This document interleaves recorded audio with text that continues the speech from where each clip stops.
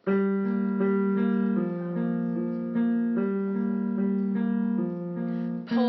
cae oed yn chwifio yn y gwynt a'r tywys yn siglon yr awr a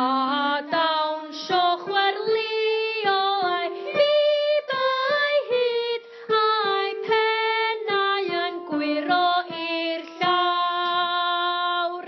a'r dal yn yr hydref mae gwenydd ar chwal cyn i'r haul o'r ffen gloiwyr wlad a siffrwd i'r cryman a'r blagur lan i dyn yn waith cariad